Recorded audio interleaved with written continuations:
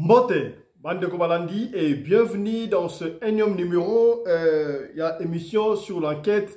Il y a moi un abisso Alexandre Martina Oyo Aotaye Kotika Bisso. Dans des circonstances Oyo Bisso Nyo surtout Toyebi. Obo Mesanondo Bebi Ango Tozo Koyaka chaque po kwa koluka solution ba piste. Toyeba ndenge ni moi un abisso akufaki. Toyeba ki Ango déjà balobaki que police canadienne d'abord a arrêté qui ma banquette donc arrêté qui local la banque Kulubaboya qui mais c'est comme si arrêté qui banquette on a pas na moyen et ça la quitter tout le monde qui ba tout commence que ba ça prend qui na ambassade de la République démocratique du Congo devant le Canada pour Canada ambassade et s'implique qui presque pas mais pour ne pas dire en retard ceux qui battent à pression dans le ministère des Affaires étrangères depuis le Canada peut-être moi on a dit ce Oyo Alingaki a Koufate. Dans cette émission, mesdames, messieurs, Tokoyamba, Batoué Bele, Bela, pour mettre que Tokoyamba, papa est à Londres, pardon, à côté de ce niveau de spiritualité, Makambo et Salamiwana, est-ce que c'est vrai?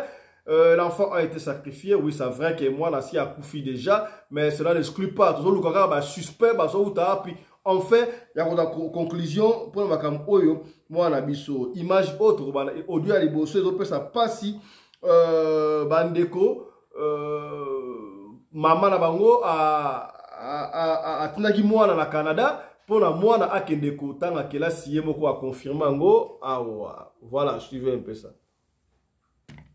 Alex, j'aimerais te dire ma fille reste forte et plus de vie je me sens pas.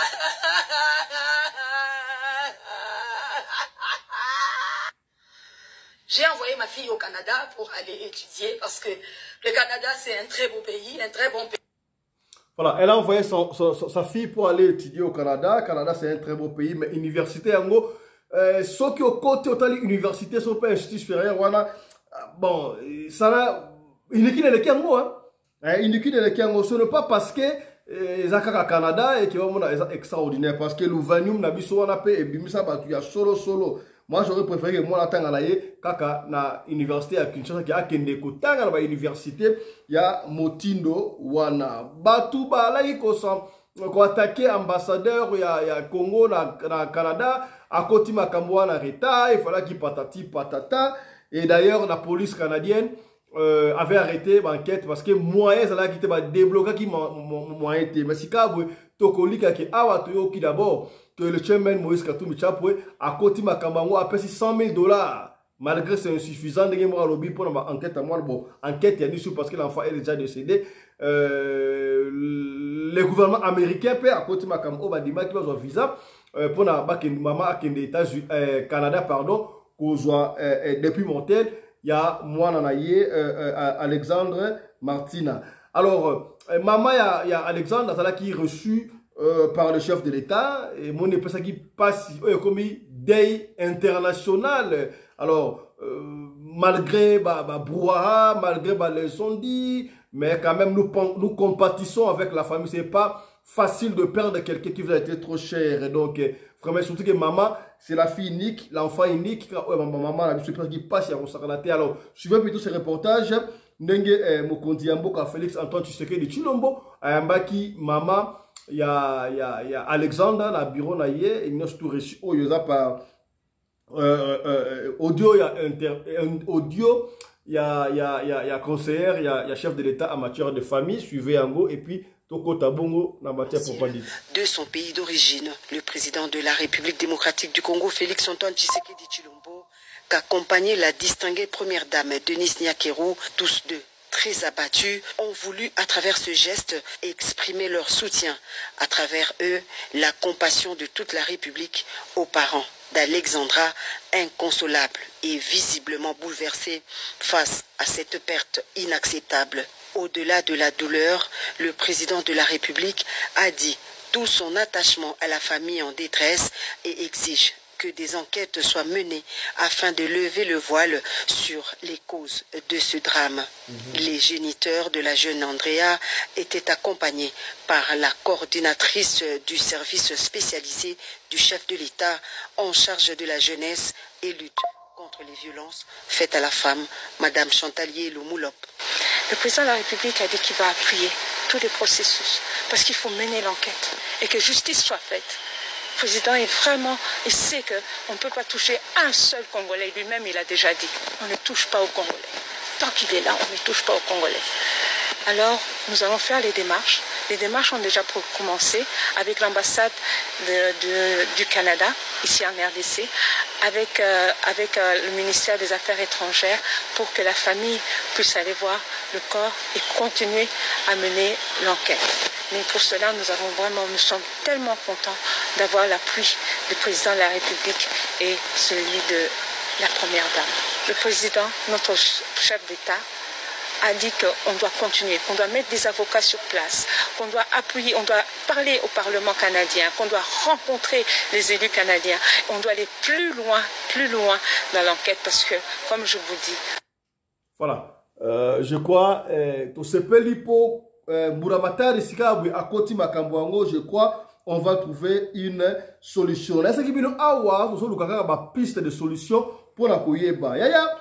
Il y a un jeune homme, Oyo, Abade Kolanda, Alexandre, na Facebook, na Instagram, partout, na TikTok. Il y a un modèle, maman na bango aza université, aza professeur, il y a université kuna na Canada.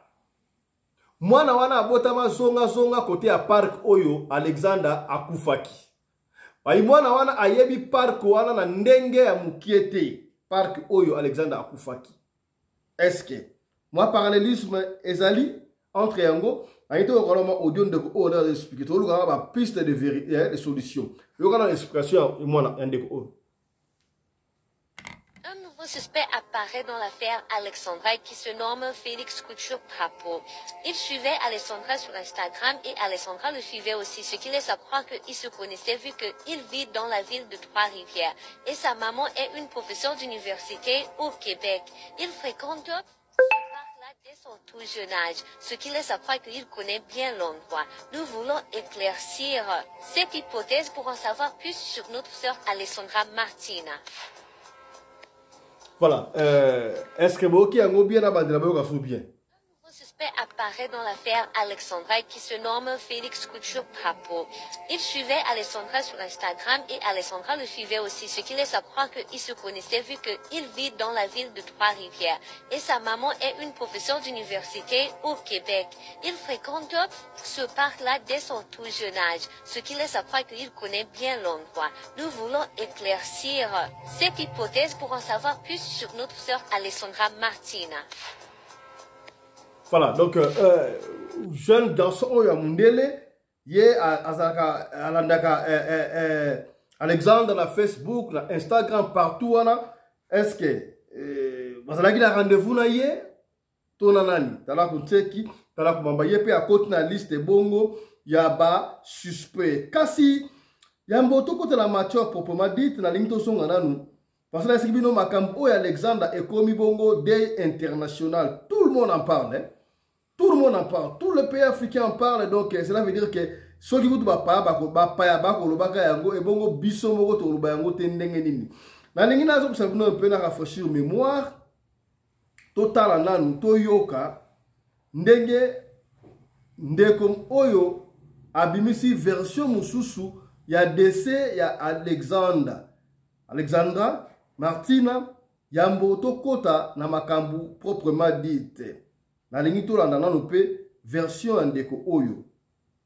Version ndeko oyo batindeli biso ndenge ali ko expliquer décès ya Alexandra ezalaki ndenge nini. Ya to partager.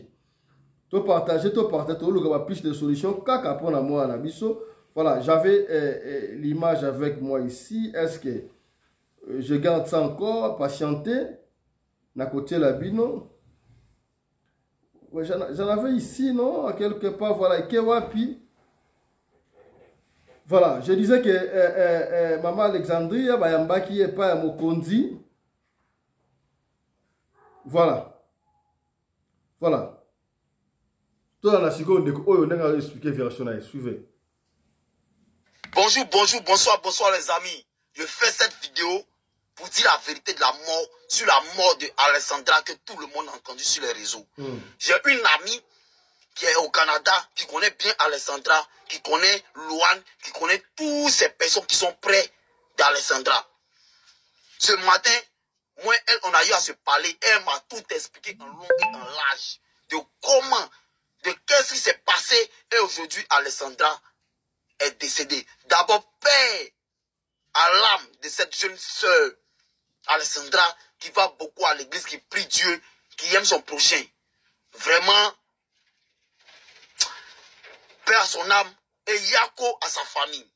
Ce matin que j'ai appelé mon ami au Canada, qu'elle m'a expliqué, m'a dit que il y a un jeune qui aimait Alessandra, qui dépensait fort sur Alessandra. Vous connaissez très bien qu'un homme qui aime une femme, qui veut une femme, il est prêt à mettre tout à sa disposition pour montrer à cette femme qu'il a vue.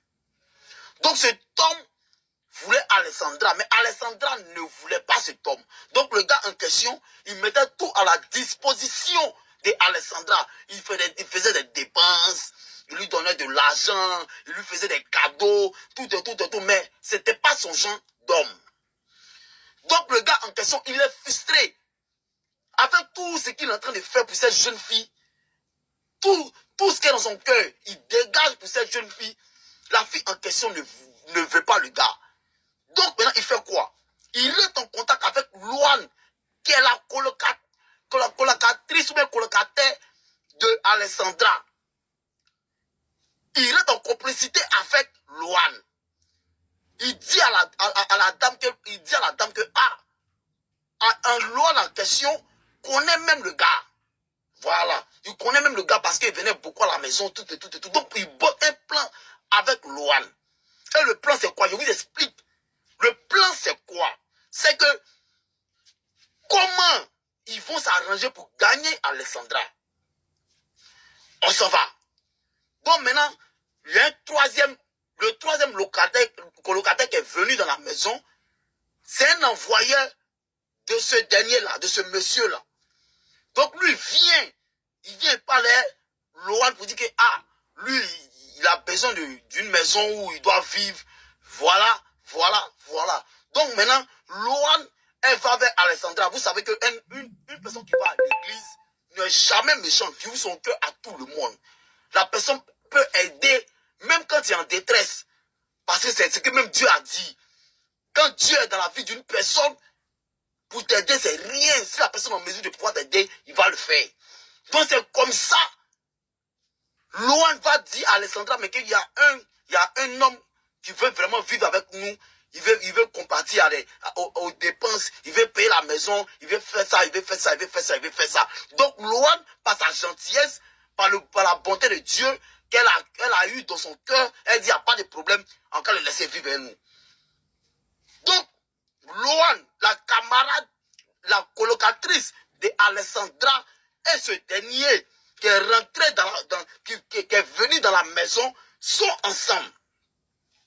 Donc maintenant, comment gagner Alessandra? Voilà. Donc maintenant, le gars en question qui est fan de Alessandra va sur un site. Par une autre photo, il est en contact avec Alessandra. Tu me plais, j'aime bien. Voilà, voici, voilà, causerie. Vous savez que une personne qui veut quelque chose, même si c'est dans 2 ans, même si c'est dans 3 ans, il va prendre tout son temps, petit à petit, jusqu'à ce que il te gagne. Donc le gars en question parle avec Alessandra sur les sites de rencontres. Au Canada, il y a les sites de rencontres. Donc il va sur les sites de rencontres, il s'inscrit avec une autre photo, et puis il parle avec elle. Il écrit, il force la causerie. Elle, il n'y a pas de souci. Elle cause. Pendant un mois, ils sont en train de parler. Donc, le gars en question, parce que Luan ne peut pas trop, elle peut pas trop s'initier. Sinon, c'est pas bon pour elle. Donc, le gars en question, c'est-à-dire le troisième colocataire qui est rentré dans la maison, c'est lui qui donne les informations maintenant au gars. Et puis lui, maintenant, il essaie maintenant de parler avec, c'est-à-dire à elle, Alessandra, mais il sait déjà tout, puisqu'il a déjà les informations. Donc lui, maintenant, il sait comment maintenant tchaquer, il sait comment parler avec Alessandra. Donc, c'est dans ça, juste dans un mois.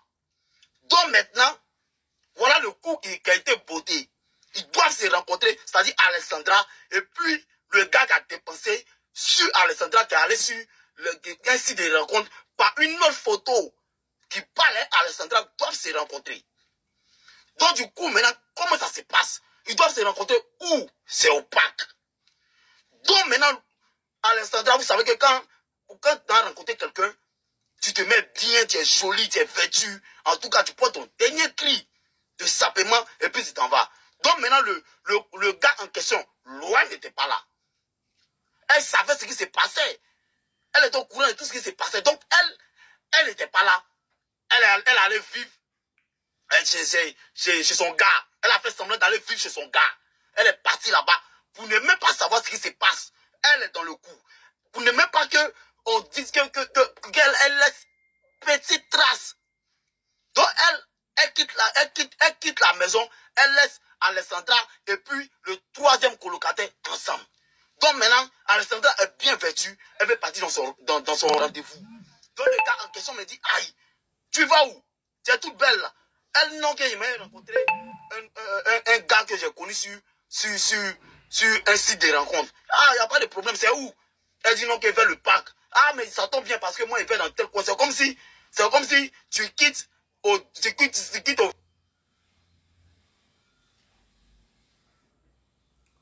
Qu'est-ce qui ne va pas? Là, il est en train d'expliquer. Voilà, ça s'arrête là-bas. Bonjour. Voilà. Je crois que vous avez compris quelque chose. Na Makam Oyo, Ndeko Oyo a expliqué. Il y a encore. Et là, on a un mais on a un yango. Na lingi toko tasikawa na makambu proprement dit. Voilà. Voilà.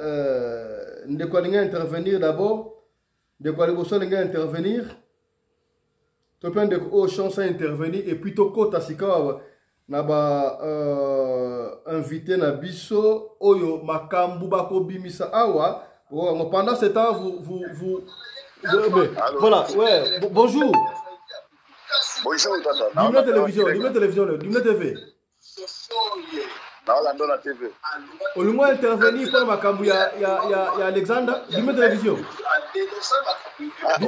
Dimna TV de cause en direct, au moins intervenir en Alexander. Dimna TV. Dimna TV de cause, au moins intervenir. Ok, ça va, pas de souci. Voilà, voilà. C'est pourquoi des fois, tu as un téléphone tepo et il y a un brimé belé. Voilà. Bref, Alexander a koufi na mai. D'après l'histoire de Oyo, à Kedaï Komona, Moutouala va peut-être qu'il y a un site de rencontre qui va émissaire na ye kutu na kati ya ndaku ya Alexander et consort. Est-ce que ba kutela ki ya solo Moutouala azali mutu ya solo azali mutu anormal? Est-ce que Alexander akufaki même jour Oyo a kendaki wana Alexander akufaki journée ni parce que maman a rekolobaka non départ à limwa ki wana mais vendredi téléphone a koleka. Alors on ne sait pas. Gardez le coup de papa, vous dérangez. Allô? Oh là là. Vous dérangez papa, gardez un peu l'écoute là. Voilà. Alors on ne sait pas. Tango batindika ki na mai akoya ki par mégarde, est-ce que Boma qui est, nous on ne peut pas se prononcer jusque-là, on attend l'autopsie. Autopsie et comme ça, la keto yeba, vraiment, décès à moi, un abisso, et ça mais ça n'empêche pas, tout ce qu'on nous par-ci, par-là, ma piste, autre, la piste, autre, il y a un enfant canadien, Mundele, il y a Landaka. Alexander Martin na Facebook, na Instagram, et puis maman ba professeur à l'université na Canada, moi na ayebi park wana très bien ba côté ma bene malamu. Est-ce que moi na oba lo exacte voilà ma piste de solution autre bali ko trouver muke to yambi pour la bino frère Johnny mbote na yo. Mbote ndeko nanga Fisto Pelende papa na Sadek. Voilà, tolingi o expliquer biso parce que otamboli nzela ya mai mingi tozali na moi confusion, moi kokoso moi na biso abunga ki depuis ce qui mardi, ce qui mercredi so mokoni to éviter ba ko retrouver na mai. Adinaki na mai est-ce que baboma ke libanda batie na mai soki mutu akufi na mai liwe ya mai ezalaka ndenge nini mutu abimaka ya kopola mutu na mai abimaka après 3 jours 3e jour 1 jour on ne sait pas lecture na yo sur makambo wana ezali ndenge nini amwa na biso Alexandre ya ndeko nanga Fiston banana bandi kolanda ba émission ti na ndenge to komi na niveau oyo nazo kamwa omoni lobi kutu na lingana na benga yo mena na fati moi ba contretemps mutu na mai ndenge biso tambola na mai ngana sala au moins 9 ans na mai ba up and down ya kokende ba voyage nano ya ba masuwa et puis na ekokoma na moi libende na nga moko ya kokenda kozwa pe ba client na bandundu kokitisa na Kinshasa donc normalement mutu soka koi na mai asalaka 24 heures asalaka 24 heures c'est-à-dire soka koi na 12 heures ya lelo 12 heures à lobby au plus tard il faut bima déjà ba 13 heures il faut bima parce que dans mon gars zaki tozalaki na mai ceux qui muta kufi et que bobandi ko luka été boké ko luka été à partir de 12 heures soka soka kufi lelo na 12 heures lobby na 12 heures bomoni était c'est-à-dire à choli déjà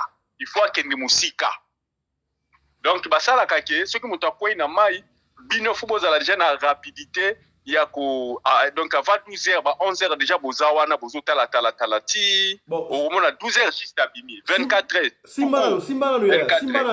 simbalano alors ceux qui muta par exemple esika koya ki na mai ezapé esika obimela yes na mai o echola kate net balaki amonet na balaki ya kochola te akobimaka awana mais ceux qui ba mai lokola o eza kochola lokola ba Kasai lokola ba Lukeni akochola me akozala na se akochola pe makasi te parce que mai chola makasi na likolo na se mai chola makasi ta chola vraiment moi na moko malembe siko ko na ye na se e bandaka ko baluka e ko kene malembe bato mboka o bafani na mboka ba bipenda ba distance ba bi ke lokola kwei awa dindaki awa donc au plus tard ou bien na longueur où il faut bima na bamboka tel ou bien na kilomètre tel bako katisa déjà ba naviguer ti ba ke poser exact bako bimisa akobima na niveau wana alors ceux qui bo rater kaka wana esili il faut akende ko bima musika alors ceux qui moi na salaki 3 jours na sia mai Simba na kaneti ya Alexandre ye abungaki mercredi je crois mercredi, mais tu peux retrouver Cornaillé, je crois dimanche, hein? Donc mercredi, jeudi, vendredi, samedi, 5 jours à peu près. Est-ce que à Koufa même jour on a été, le papa a mis le dimanche, c'est-à-dire qu'à Koufa samedi. Ah bon, ce qui est allié, quand on a un babi et bien qu'ils ont déjà décomposé. C'est-à-dire moi si on a azalaki ou soit saisi na mai.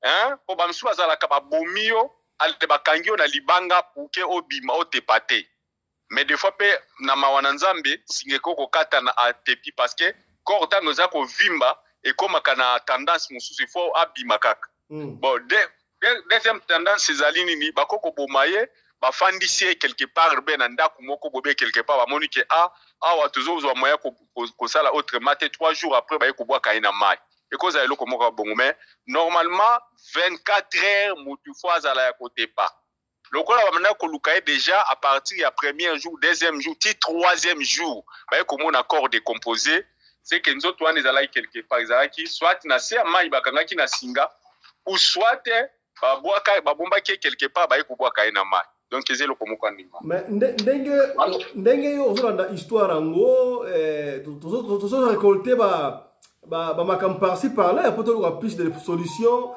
Ma camarade d'ailleurs m'a témoigné que non, avant que site moko ya boyfriend konso, bazalaki na rendez-vous na mutu moko konso na park wana ndengo tali yango. Est-ce que akene kobeta tout to zaki na rendez parce que image ya suka to moni a futi pe $2 à côté na parc a kozotambola yemo ko na parc na 16h ici quand moi suspect akei akene komi bwa kana mai to ndenge nini soki par exemple et que mutu azali mutu boko invisible lokola bana balingi ba téléphone ba site oya mabe console wana c'est pas possible peut-être ma hypothèse hein? Est-ce que ceux qui va bomber à boire que la maille mais est-ce que c'est possible que bilimo ba kangiye ba côte na kata maille kuna ba et ça la marandenge ni ya eza possible pa de konanga Fisto Pelende na ba site oyo ya ba internet ya koluka ka mibali na pasi baza eza pasi nyonso te baza normal mibali nyonso te baza normal et puis ye mwana mwasi wana azalaki un peu talentueux banda ko mona déjà azala moi étoile na ye oyo ezalaki déjà ko briller c'est-à-dire les sorciers bango bien les satanistes ba yebaka déjà ba yebaka ke o soki to zuye to za na gain ebele o so to zuye to ko sala bona ye donc ça peut être parce que nenge bozolo ba ke 3 jours ba banda ko luka bembe na ye ça c'est ça ko semble un peu louche donc mutu nyonso atambola nzela mai ya koyebisa ebembe na mai jamais 3 jours soki esali 3 jours na bamboka na biso na kota balaki mai ndombe toyebaka ke ebembe wana ezali saisi na se ya mai na bamystique c'est-à-dire fo babenga mokolo mboka mpe oyo bazalaka lokola banganga minene baye basali bacérémonie mpo ebembe wana balibere yango mais soki ezali ke soki ezali ke mutu akufi normal jamais akokosala 2 jours na mai 2 jours na mai eza kaka 24 seulement eza journée moko mais est-ce que ata mutu akufi normal esenga kaka ba cérémonie po abima likolo to soki akufi normal akobima automatiquement te abima automatiquement omoni mutu soki abimi ndeko nga namona événement na misu na nga donc nazalaki na babo frère na nga mibale bazalaki bamapasa yaya na leki yana bango liboso ya mobali na sima bango mibale wana mapasa bango 3 bakufa mokolo moko na mai bazalaki ko wuta na mboka na biso moko ya basakata na kutu bazokatisa na ngambu na mboka na bango kote bango bafandaka alors que mopepe ezwaki bango na ebale boîte edindi bango 3 bakufaki na mai et puis mai wana lukeni echolaka eza lokola mwa kasai bon echola mwa muke alors le temps oyo baye kopesa biso sango alors to se mobilisaki to kende place bango bakufa bande ko na biso babite ata so to kelelo to komona ete to komona bango te to zela to kende un peu na retard donc to koti na ba boîte wana ezalaki un peu po bango bakoyaki na mai na ba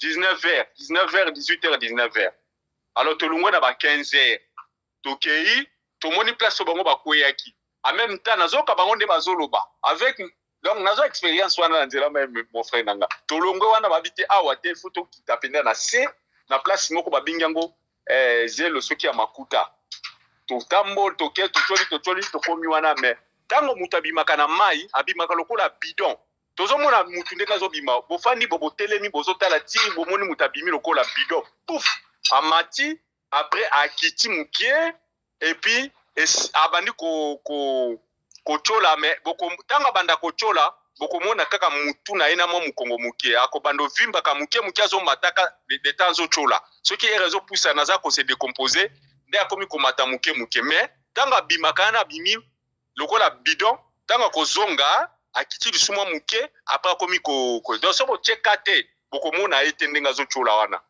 mais ce qui bo mona kilera bimi bo comprendre déjà que yé wana le bolandi. Donc j'ai vu cette expérience et puis 3 personnes babimi kaka o abimi koto olikoloba ke sika nzoto ya Alexandre bimaki eza esika kaka akwelaki to abwakaki ye non ye eza po soki akweyaka soki ezalaki ke bazalaki nza na surveillance ya koluka moto ntango kobima fo amona ombala moko mais nzoto ne baki komona ngo déjà ezalaki déjà à côté par le mal je sais qu'il est un peu louche donc c'est un peu difficile à expliquer mais toutefois toute chose déjà possible parce que dans le moment où tozali na ba décembre les satanistes aussi bazo préparer ba fête na bango na ndenge na bango et bazo préparer ba sacrifice alors ceux qui passent là qui na Yesu te bako peut ko sacrifier na ba satanistes ezaka ba mamba ba boyfriend te ezaka makambuke lokola pe azalaki na ba contact na ye na kati na ba Facebook na ye, ça peut être babengi oh yaka tokutana boye akei pe ba sacrifier ye, c'est ça. Ndenge na okayi batimiso bazolo ba tindike. Est-ce que bino bosi boka tindike congolais boma mutu? Moi j'ai na kondi mabiloko wana te. Les tindike congolais bazana na caractère ko boma batu te. Peut-être ceux qui ba ko lever ye, ba yebisi maman na pesa mbongo, ceux qui opesi mbongo te mwana no, mais ba ki ne ko boma ye pona après ko boma ye, est-ce bazo bakozo sumbongo wana? Bon, il faut pas faire ba paramètres nyonso wana ko boma mutu na ba congolais eza penda petite na bisoté. Eza ba caractère na bisoté. Donc ça quelque chose oyo et ça les mime, il faut quand même c'est vrai que nous compatissons, avec la famille. Maman a perdu ma casse, il y a sali. Bato bazo le bébé ba spéculation, ça erreur. Moi na 21 ans, surtout moi la moi si. Oko tinda e a kende kotanga musika ndengwa te, fallait que ça l'accompagne na maman et consort. Oui, c'est vrai.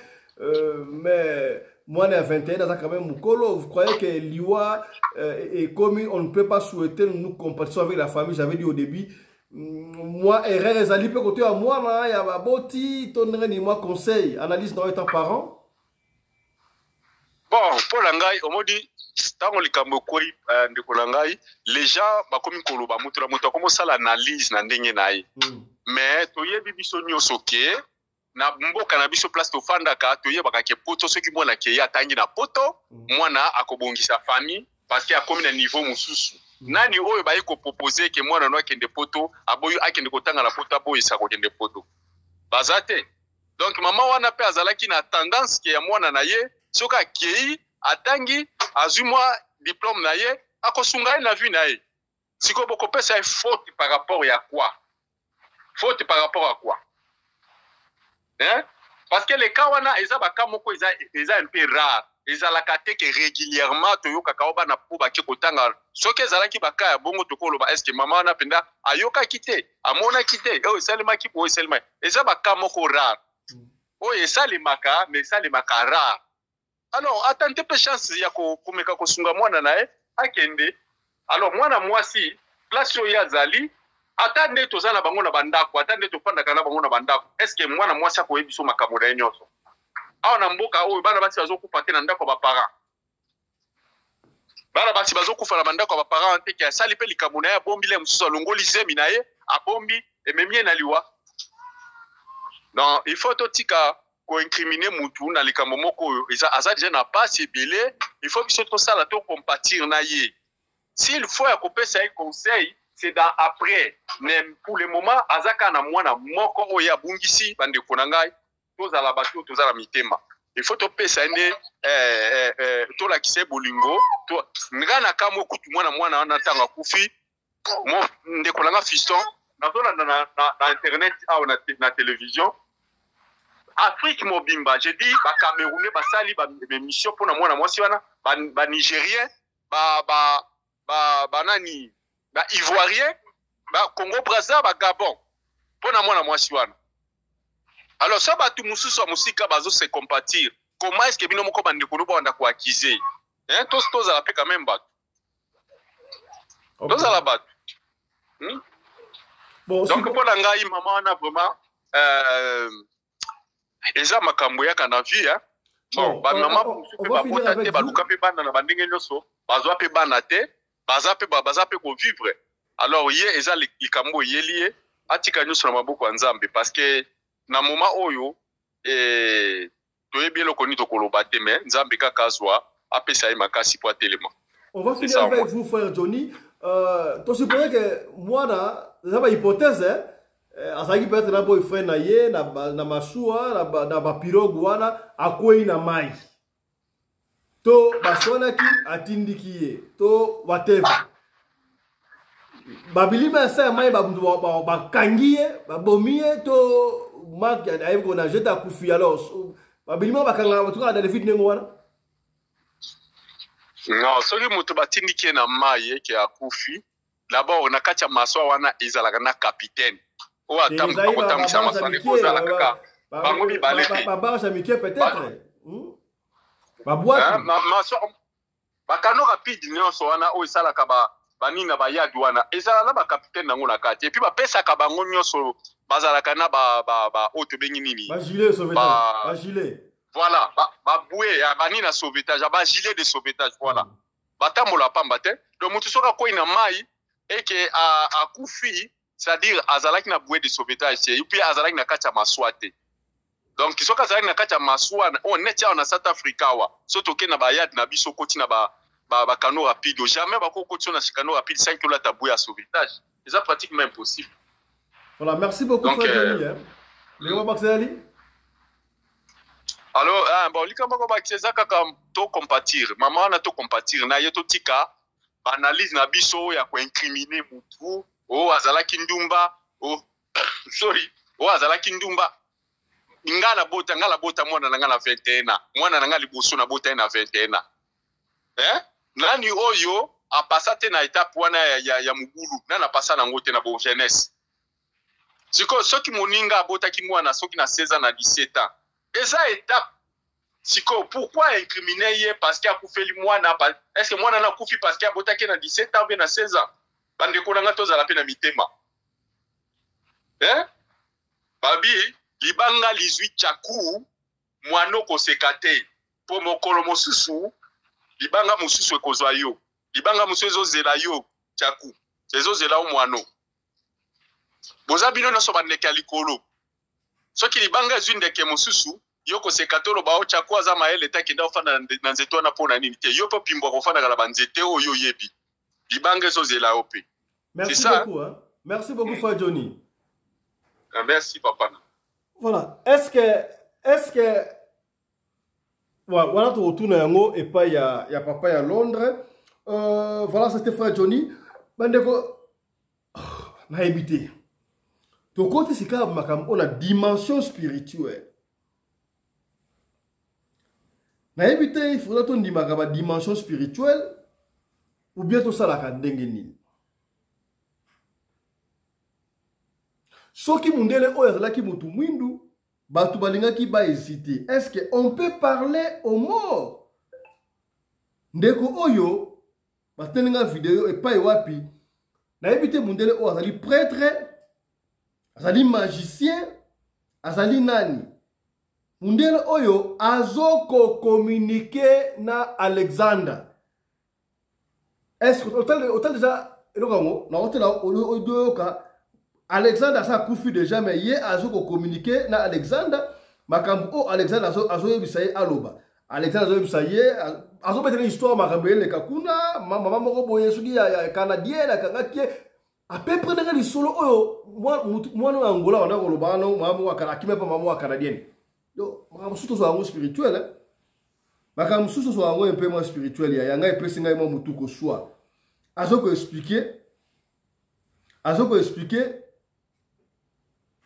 makambu oyo Alexander azo yebisaye ke azana besoin ya mama na ye aya soka ale mutu mwindi to ngato hésiter mutu mwindi siko mundele ko ndima ya landa audio très bien mundele oyo la bien ça prêtre catholique soka ça nani mais il arrive à se communiquer na Alexander sa kufi déjà landa na epesinga mutu ko soit après to kota sur la spiritualité to ya papa na biso ya Londres landa. Demandons aux anges d'accepter à nouveau de convoquer Alexandra si elle accepte. Bien entendu, si Alexandra accepte encore de venir nous parler. Les anges qui êtes au-dessus, donnez-nous encore un indice, que Alexandra puisse nous donner encore un indice. L'ange violet de Saint-Germain, qui est magnifique, vient maintenant, ici même, dans cette boîte, autour de cette boîte, communiquer avec Alexandra, qu'il en soit ainsi maintenant. On me dit, et Alexandra me dit encore et me montre cet homme. Elle focalise sur cet homme. Elle focalise, elle est en pleurs. Elle appelle sa maman et elle focalise, Alexandra focalise sur cet homme. Elle focalise totalement sur cet homme. Suite, un nom semblable. J'arrive pas à comprendre. Un nom semblable. Il est extraordinairement méchant. C'est quelqu'un qui a déjà eu affaire. Cet homme a un enfant. Cet homme a un enfant, elle me le montre, il a une maison arrondie, qui a l'air d'une maison en bois, elle est arrondie, elle me montre cet endroit, c'est très très difficile. J'ai l'impression d'avoir affaire au diable en face avec cet homme. Elle me montre cet endroit qui est arrondi. C'est quelque chose, c'est un endroit arrondi, c'est un endroit qui est très hostile. Il a battu sa femme déjà, il a un enfant qui a l'air jeune pourtant.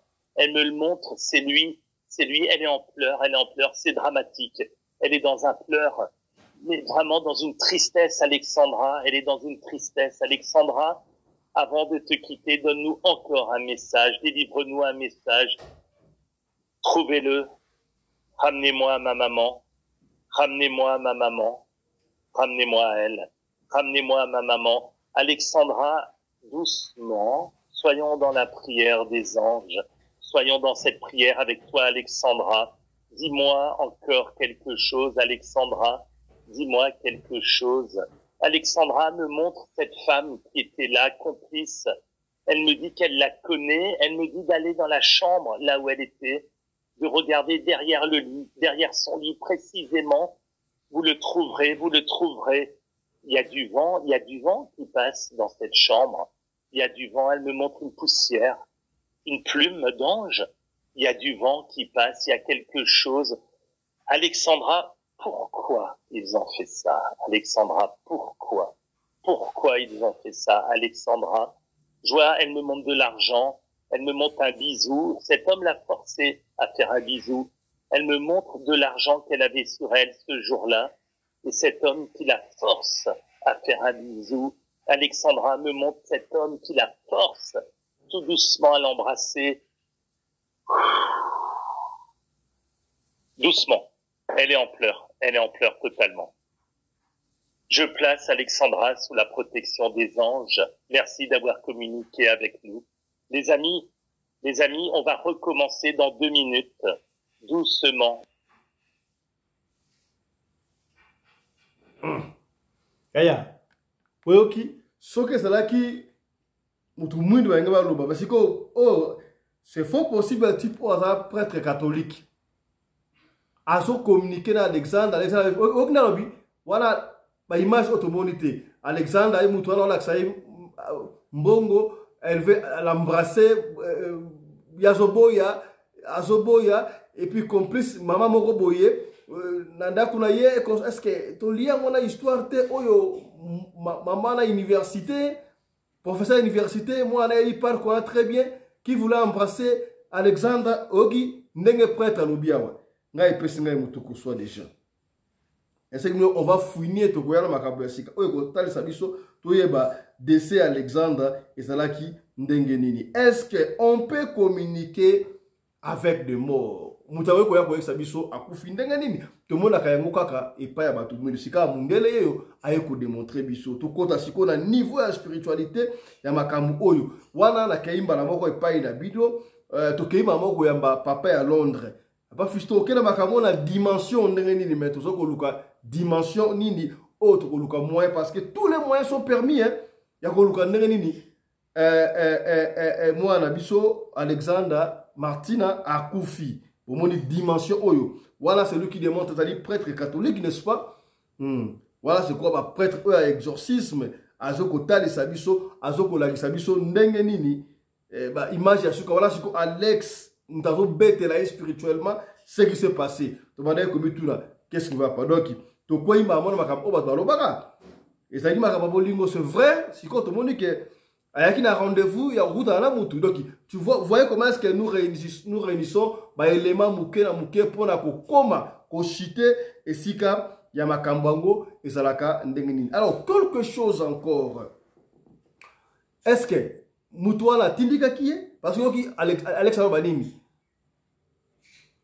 aboyaki ana yesu ko embrasser ce qui peut n'a pas muli muli aboyaki atindika kiye aboma kiye asala kiye ndenge nini a torturer kiye et puis c'est quoi juste et salamaki ndenge nini et salamaki ndenge nini. Est-ce que Alex akozonga te et pas ba nkulu ba biso to ba prêtre ba expliquer après ça na kombo on ne sait pas qu'est-ce qui s'est passé là.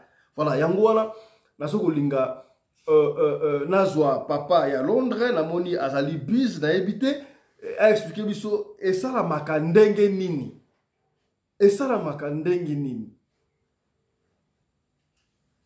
À ceux qui torturent. Qu'est-ce qui s'est passé? Makambouana et ça la makandengeni spirituellement. Il y a un ko papa à Londres, voilà, il est avec nous en ligne. Awa a expliqué biso Makambouana ndenge koleka. Papa à Londres, bonsoir. Ouais, alors, bon, ouais, bonjour, bonjour.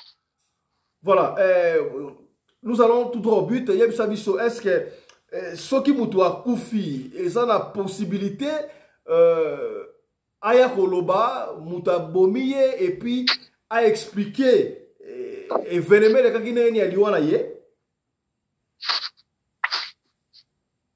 Bon, c'est possible, oui, mais et qu'on peut que ça peut impossible. Naba ndenge belé pour de un an donc na ndenge que ça possible na ndenge ça possible ça que ceux qui ba lié ou bien ba assassiner. Oui, parce que la catholique sika boy to tuko na prêtre catholique moko boy na Canada a bengi esprit ya Alexander ezoye bisaye makambute et to na park alinga mbasenga na zoboya mama moko asa complice na boke na chambre maman a memi prêtre donc peut pas dévoiler makamlo le ngiko la filmer on a tout ça possible ça solo makamlo ça maka. Bien sûr, oui, et ça le Maroc. Et ça le Maroc pour et ça que mutu déjà a koufi pe kutu a koufi déjà pour les kamna le barak ezaramabe soki mutu akufi bakati po babimisi babiloko na kati ou bien ko ambome mutu ezaramabe po ozosilisa ye puissance na ye mais soki basale nano bongo te so babomi ye ouais na ba niveau neti basala na bamboka wana baotika biloko ni tout na kati ya libumu bakoambome ye te bongo aza na puissance ata eza na barituel oyo bakosalaka na minute wana mutu akufa pene omona mpe alamuki. À l'amoki. En vérité, le rituel est ezali, mais et ça c'est quoi que ceux qui montent babomie ou soit dans des assassination, assassiner ou bien les couler en des butu.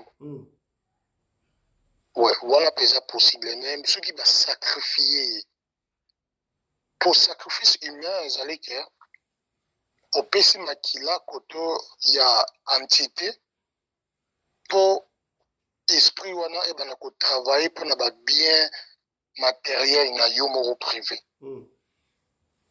Ouais, wana za que esprit wana et kozala na prison et kozala prisonnier et comme est-ce ko travailler pour na yo. OK. Bon na kaneti ya Alexander Boye moi parallélisme bino bozali batu ya spirituel croyez-vous que les incidents est commis pour la mona oyo to elle a été sacrifiée brutalisée peut-être ndenge sango atadisibiso wana ke balgeba mbrasa zo boye konso batindikiye ça peut être quoi juste. Bon na que pendant les campagnes que yemo penza mungongo na epene lobaboe et kozala na ba façon que mutake na temple ouais mutake na temple na kombo na ye mobimba pena kombo na ye mobimba na kombo famille na photo na ye amemi on na temple rituel wana esalaka 3 jours rituel wana esalaka 3 jours.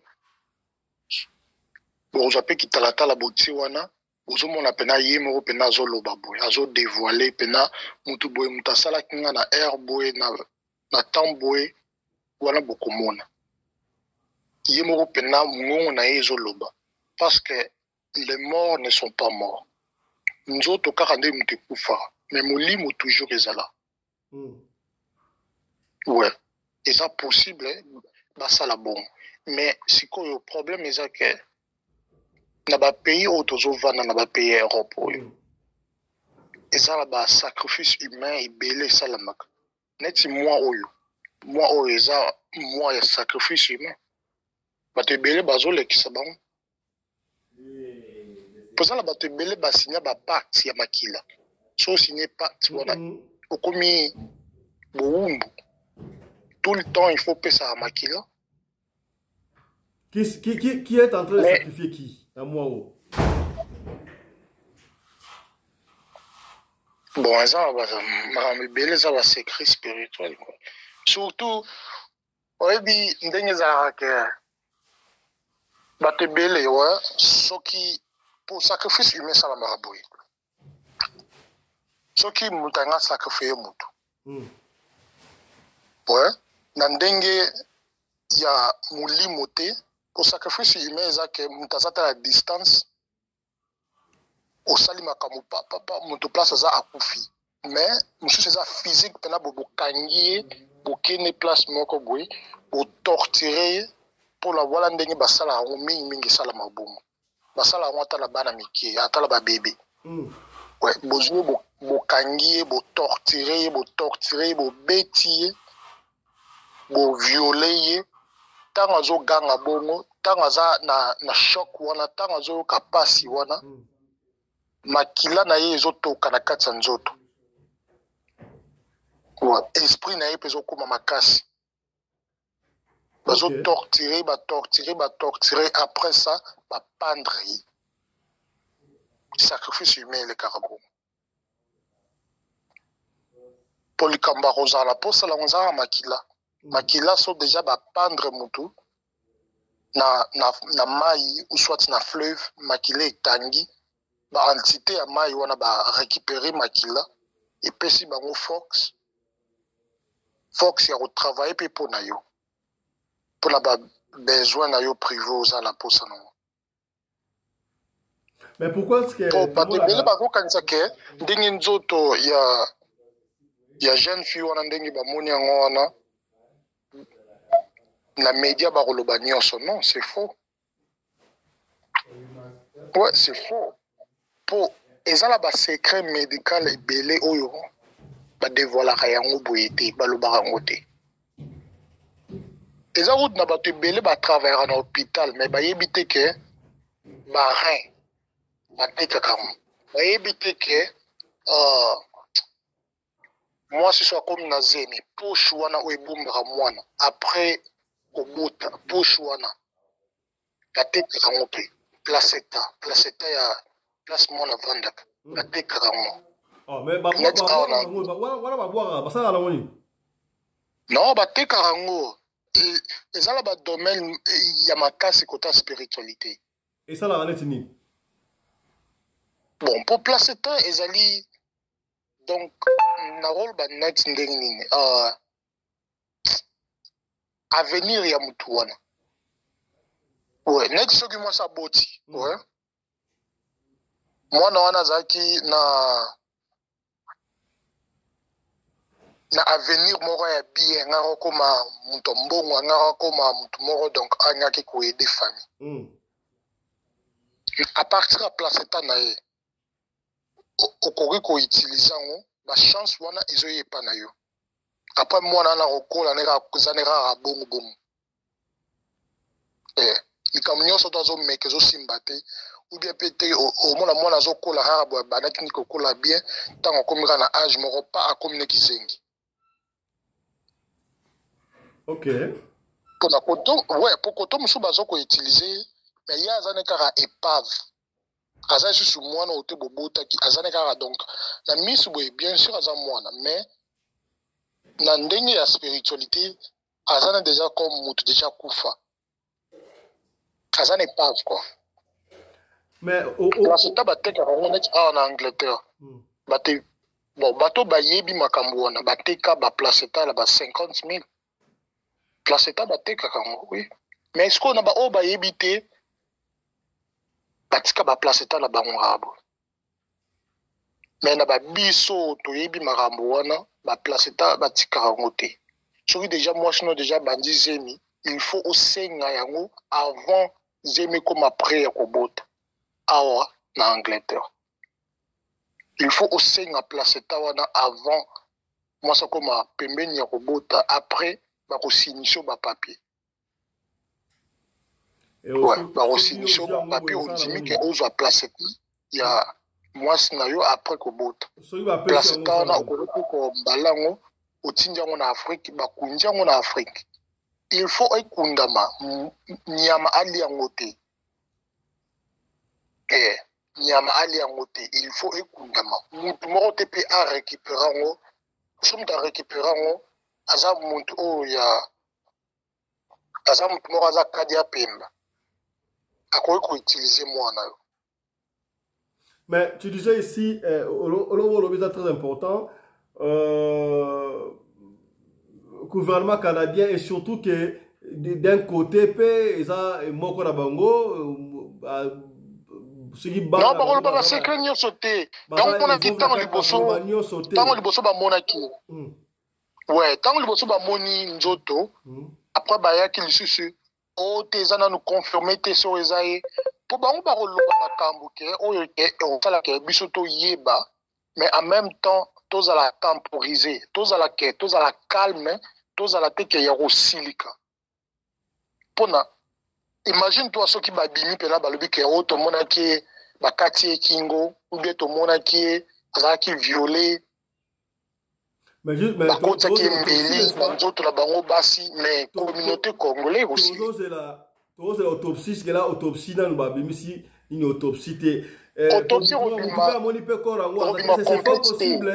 c'est fort possible que ma partie intime est à la récupérer. Ceux qui va récupérer ma partie intime, comme ça la rendre nini à mon droit. La partie intime est allée na importance ya makasi surtout net de 1 ouais de 1 bazwaka marin ya basi ba utilisera ngo na ndenge ya spiritualité to okoki ko teka yango bateka yango na ba marché noir ba benga yango black market ouais bateka yango na bato oyo bazala ba problème à barin mais azala mbongo ya kosomba ya mibali teka ya basi ya mibali teka ya basi non batekaka nyonso na mitema kutu batekaka omona pena muntu pena ke bakangi pena bapasoli balongoli motema bapartie intime baosala ngoni batekaka pe misusu ba utilisaka ngo na ndenge ya spiritualité pesala nini pourtant babomi yo soki mutu babomi ye partie na ye nyonso ya nzoto eza na énergie na ye ouais eza na esprit na ye na kati ezala ata mikuwa ya liboko ezala ata mokuwa ya motu eza na puissance na ye.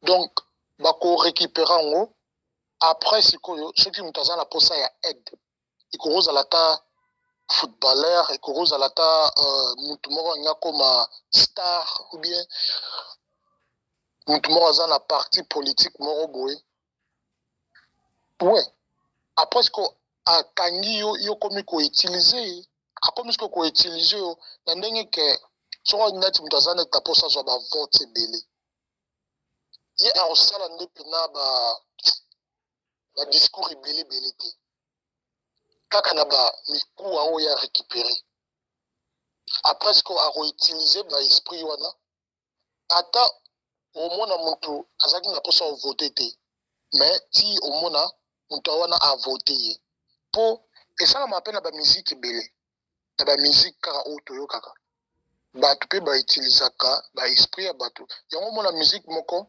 tango ebimi osepe nango te ouais osepe nango te mais tango obeta ngo deuxième troisième fois boy okomi fanatique ya musique wana mais est-ce que ça marabo est-ce que puisque makambo to salanga motuko soit vidéo moko et tamboliza moi viral sur la toile hein jeune fille na Angola azokoloba mwana wana kufite baye na yekuna baye kote kaye na Luanda e conseil utamona ki akima kina ndako mama moko boye konso est-ce que spirituellement pe ko sala mandenge akufa ba sacrifice ko teka na Luanda. Est-ce que na okangi baba ki marcher ba teka ba kufa za na Luanda. To beta masolo pe awa ndeko ba ko teka na Luanda ba sombi ekutu pete akoma otelenga ti azonga la kimutu boy. Est ça possible? Bon, alors on a le bas, les morts ne sont pas morts. Ouais. Donc, et comment ça possible dans ndenge boy? Ouais. Mouli monaye, ceux qui ont sacrifié, ou bien assassinat qui est. Mouli monaye, ils ont telengana, ils ont monaye. Là, c'est possible. Ouais.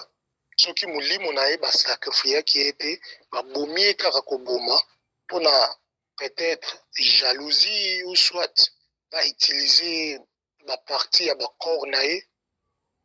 Voilà mouli monaye, ils ont telengana, ils ont libanda. Au moins la peine au bimi peine au côté naïe. Et quoi là ça fait d'autres azongi sur la vie. On ne peut pas aux gens. Azongi mais azongi oui. Oh, azongi bisoti. Écoute na ba bar, na ba boîte, na ba concert rebelle kutu. Plus de 50% y a pas de manière à wana bazawa de bakufa. Vérité. Plus de 50. Celui par exemple. Ce qui paraît est vrai, Mamouni Alexandrie à quelque part, pour l'article à la fois Salani. Bon. Il y a différentes réincarnations dans mon cas. Réincarnation, c'est que nous avons koufi à bota milisus. Mais nous avons bimara à boué. A obanda kotika la boété, puis à koye baïsu subatuke. Mais bino atozaki mama nae atozaki papa nae akoyebo lisusu te mais aoleko pena rabwe bino boye baye mais soki pena omoni na muto akufa ki yo moko oyeba ke différence ezate ouais ye moko pe aobana pe kozonga na butu soki penze za ye aobana ne kozonga aye pe aomona zozonga wana ezalaka soki esprit ya mutu ezali libre surtout soki bakundi ye nanu te to so bakundi ye me batie croix te na tombe na ye esprit na eza libre mais soki da bokundi ye ou soit botie tombe na botie croix likolo ya tombe na ye esprit na ekomi fermé jamais boko benga tabwe aya ko aider bino na problème robo ya ka urgence boko za na aroyate pour croire wana e bloquera ba esprit et bima donc croire ezala ka mabe soki bokunu mboche croire bien sûr eza mabe kende na ba cimetière ya ba musulman ba tsaka croire te na cimetière ya ba juif ba tsaka croire te. Mais bon, ça. Si tu crois dans tombeau, il y a membre les bloqués. Mais bon, ça a pu tomber. Bloqué. Bon, ça a pu tomber. Oui, tombeau pour ça, bino tombeau pour ça là. Na likolo na ngoboti le pe atana net forme moko ya ndako boye. Ouais. Wana za normal. Mais soki karaboti déjà croire wana ici. Attends la pierre tombale, va dessiner un peu croître. Non, croix est à ma vérité. Pour nous avons la difficulté ma casse. Il y a quoi aider. Attends maman na, attends papa na, difficulté ma casse. Donc veut dire attends la na couper côté la croix est à ma bé. Ouais, est à ma bé. Peko là la paix la chambre où ils ont un miroir rebelle ça ma bé. Ouais. Non, miroir. Rose la photo ya batu ya membre famille no bakufa na ndako. Ata la chambre wana za mabete. Mais miroir la chambre. Mais miroir za mabé. Soko te miroir na ata la salon mabé kaka. Bon. Ceux qui ont mis ya se protéger, voilà déjà différent, mais combien de pourcentage ya population africaine bayebi ata ndenge ya ko se purifier bayebi te siko miroir wana pour miroir ndezana chaque butu soki mutanga tala yo à partir kaka ya miroir na ya ndako azotala yo ata miroir muke miroir eza miroir donc c'est ça miroir eza miroir nde bato mosusu bazalaka ke aza na garde robe moko eza na miroir monene na chambre normalement eza mabe okay normalement na ndenge ya spiritualité eza mabe ouais. donc ndako po soki bafungoli yo misu so bafungoli yo misu omona bato oyo bazomona na ndenge olali na ndenge ozali na ndenge bazotala yo okotia miroir te okotia miroir na chambre te mais quand même badeko bana miroir déjà au conseil bango nini bafindikaka yango basalaka ndeni wana bashwa na bango eza neti surtout ni bato baza bachrétien so basala ni wana eza shwa na bango osala miroir findika yango osala boye mwa conseil bon so moto aza na miroir ngai na kolobake soki opraktikaka spiritualité oyebi ndenge ya kose protéger wana okoki ozala mwa sauvé mais soki oyebi no te kotika miroir na chambre te surtout chambre ouais surtout chambre eza mabe et bon ma miroir ezalaka na madouche basale de bain wana mpe kaka mabe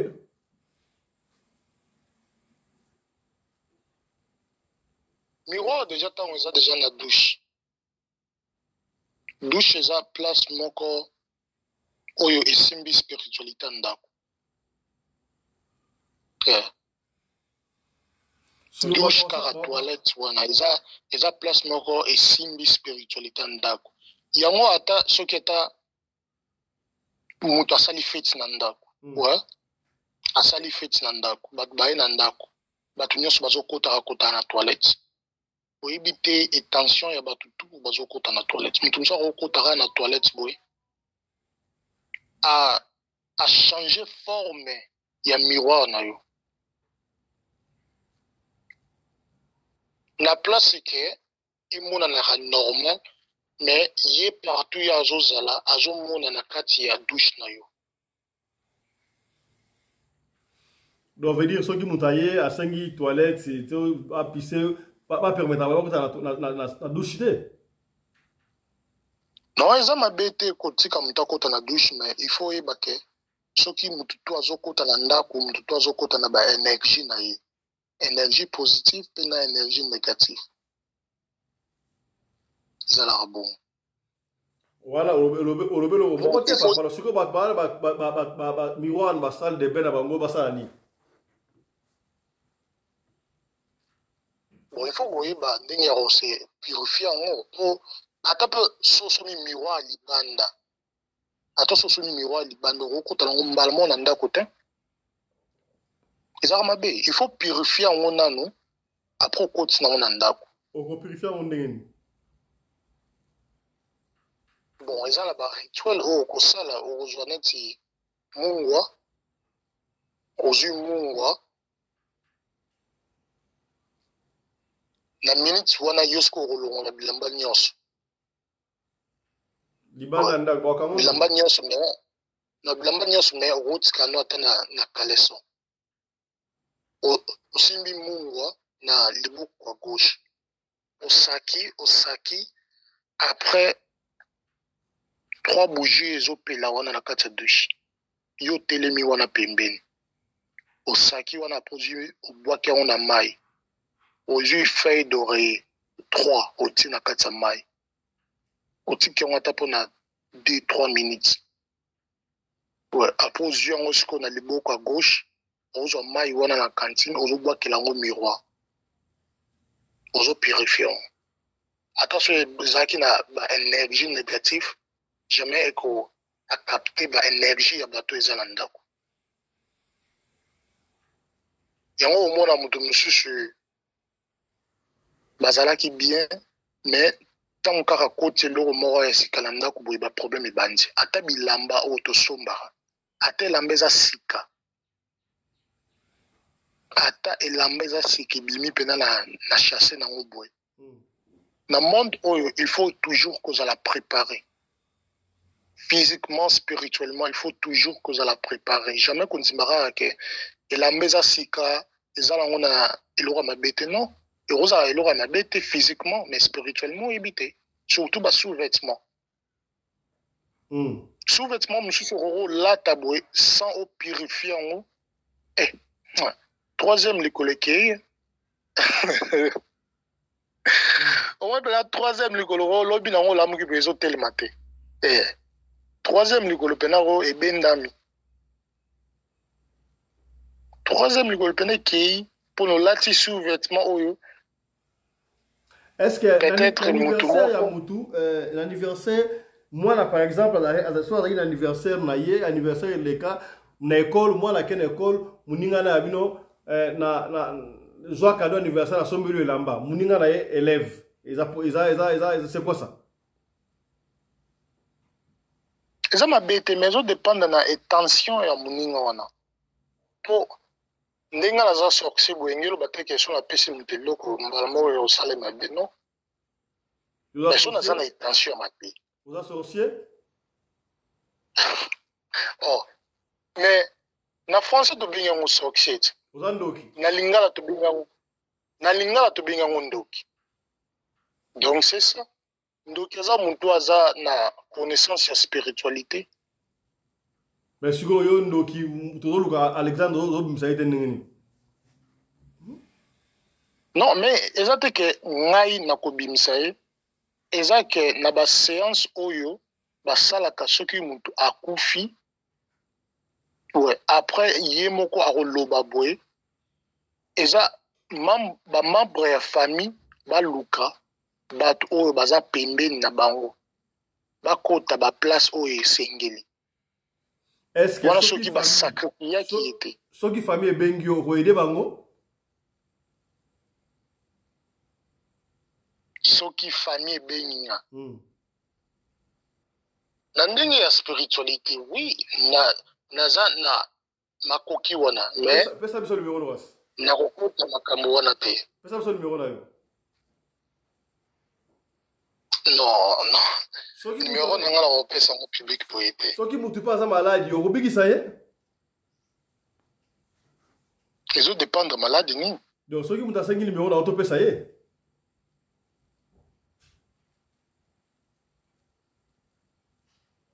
allô bon ok d'accord problème pas ok donc comme la personne suka pour lelo na ezo dépendre malade ni po malade ya physiquement boy ici la kaka na biloko eza physique ouais neti so neti mutayoki neti mkongo pasi ou bien mutazala mutu pasi il faut que l'hôpital là c'est normal kasi maladi musupe eza spirituel mais bimi na physique ouais maladi ezali spirituel et si la kaka na ndenge ya spiritualité pour jamais okoki kokende na maladi ya spiritualité na hôpital bakomona na bango eloko te atoke yo beti batour ndenge nini bakomona eloko te il faut ne okota nango na ndenge ya spiritualité pour zwa solution.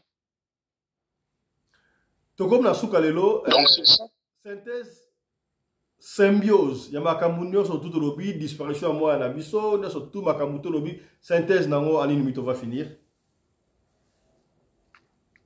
bon wana olobaka bo eza na batu mingi o balingaka mingi ko sacrifier bato oyo babimaka po eza boye moto abimaka na basi ebele to mibali ebele ouais niveau na ye ya aura na ye ya spiritualité ezalaka trop bas ouais mais azokozwa ba énergie ebele spirituellement azozwa ba énergie ebele po soki mutu osangisi nzoto na mutu mutu atikeli yo semence na ye yo mpo otikeli ya yo ozoko acapte ba énergie wana spirituellement parce que soki mutu asacrifie yo asakrifie yo kaka te mais asakrifie pe na bato oyo yo ozalaki na ba énergie na bango yango bato mingi oyo baza na ba science occulte babimaka mingi na bandumba ouais babimaka mingi na mibali oyo babimaka na basi belé to basi oyo babimaka na bamibali ebele pourtant il azobima na yo azobima na yo physiquement boye te mais azobima na yo spirituellement mpe mbala moko pourtant yo koleka bato oyo obimaka na bango mpe bavi na bango mpe elekami donc ndenge elekaka na spiritualité. Merci beaucoup. Yango kosangisa nzoto na moto eza très délicat surtout tant comme une ndenge ya spiritualité ezara donc même plus dangereux kobima na moto ezara plus dangereux. Ouais. Merci papa à Londres. Tosuki awalelo. D'accord, problème. Merci Balandi et monsieur Alelo Suki Awa, ezaki spécial Alexandre DC. Donc on a solobi sont aussi information pour la continuer pour le caprice de solutions pour la retrouver assassin il y a Alexandre. Portez-vous bien, santé de fer à tous. Chap chap et tchara.